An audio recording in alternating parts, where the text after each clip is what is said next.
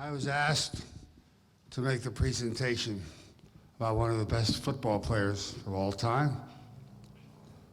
And they told me it was chip-eyed. And I said, is that the best we can do, chip, for a football player? They said, well, his real name is Harlow. I said, that doesn't work. Can't we have a name like Newt or something like that, something with a little more gusto to it? He said, well, his name is really Harlow Chittenden-eyed. I said, I'm running out of names here. I got to figure out something. So I read his report, and it turns out the pro football teams who were scouting him were having the same sort of problem. They couldn't imagine drafting somebody named Chip, so they changed his name to Harold. And if you read the newspaper articles from that time, Harold Ide was a big prospect of the Giants, of the 4 or 5 teams. He never played, though.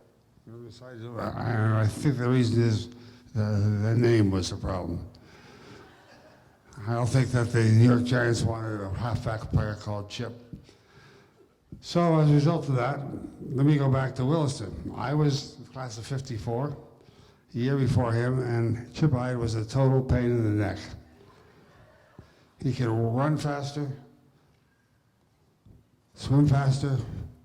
Everything he did was terrific. And we were sitting there, us guys, trying to earn one letter, one possible letter in our senior year.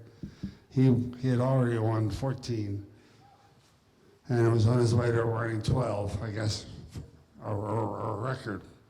So he was a pain to all of us, but at the same time, we idolized him, simply because he was a great athlete. At that time, being a good athlete was very important. So just to give you some glimpse of this, he played 3 sports. Now, nobody plays 3 sports nowadays because you have to practice each sport individually over the summer and everything else. He played 3 sports: football, swimming, and track. Now, we all know that football players can't swim. That's known throughout the United States. He was the last football player who knew how to swim. And I have no idea how that happened, but his record, his achievement, both in football and in track and in swimming, were extraordinary. He was All-American this, All-American that. I don't want to read it to you. Coach K was nice enough to take, so I don't have to think about that again. But here he is, coming back, and I want to know, why can't we get these people in the Hall of Fame when we're 50 years old? Why do we wait till we're all 70? What? I don't understand. It's not fair. Anyway, I'll tell you one brief story, and I'll turn it over to Chip. I was a captain of the tennis team. And I said to my friends, Chip is a terrific athlete, but thank God he can't play tennis. Friend said, look out the window. And there he was on the tennis court playing with all my friends on the tennis team. Not as well as I did, of course. All right, he played a lot better than I did. Putting the final nail in my coffin. So Chip, I just wanted you to know, after all these years, you're a pain in the neck. You really are. Here he is, the greatest athlete I think the school has ever had, both here and at a Williams College. 12 letters at Williams, all sorts of here accolades, All-American, drafted. I mean, it's unbelievable. It is scary, really. Mr. Harlow Chittenden Harold Chip Ide. You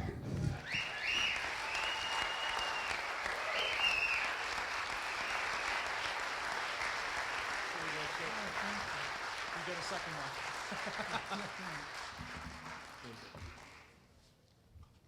Well, they asked us to make some prepared comments so they could have them for their review afterward, and I'd much rather speak off the cuff, but since I've committed some thoughts to paper, I think I'll read them.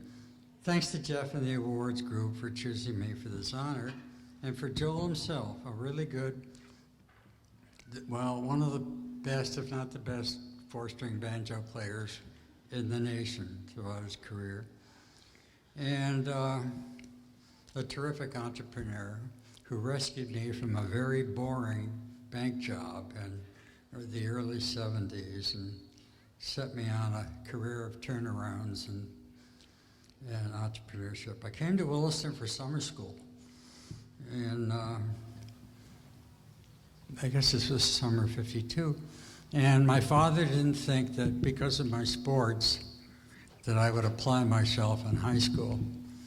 And so I came to summer school, so I didn't want to skip a year, because I certainly didn't want to skip a year.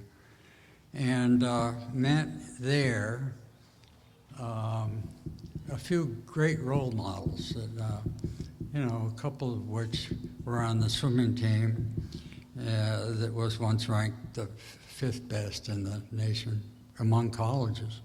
And that was just a wonderful experience to ride through that for the years I was here. I think lots about Henry Teller, who was my English teacher. And he was also head of the Glee Club, or directed the Glee Club, and I was with the Glee Club. And Henry not only gave me the gift of gab that got me through lots of fundraising for troubled companies, and he picked 2 of us to join the Berkshire Festival Chorus at Tanglewood, who trained in segments around New England, and then the finale at Tanglewood always used to be Beethoven's Ninth, which we sang in German, and that was a heck of a thrill, one of the biggest in my life. So I'm very grateful for Henry.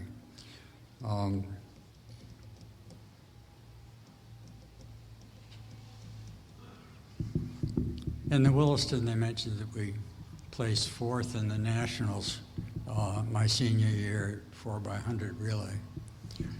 And all those seasons, it left me 1 month to run track, and I wasn't quite so fast. But Williston prepared me well for college, where I was married for the last 2 years, and where my daughter Lynn, who was here, was born, and I've got some other family here. And I used to carry her under a limbo bar like a football. And she doesn't remember that, nor the milk punch parties we took her to. She's been a great daughter. But the athletics, I don't even know how you can be proud of them, because they're simply a gift for God. For me, I didn't have to go shoot baskets. I was just born with quick twitch muscles and could run fast and swim fast. And all of it, thankfully, just washed over me. As I said to my kids today, well, it sort of got interesting after I was in my 60s. And my mother had kept a scrapbook. But that was quick twitch, fast reflexes. But for the life of the mind, Williston's gift to me, much more so than my college years. These were a beautiful, formative 3 years in my life, and I will cherish them. Thank you for this whole thing.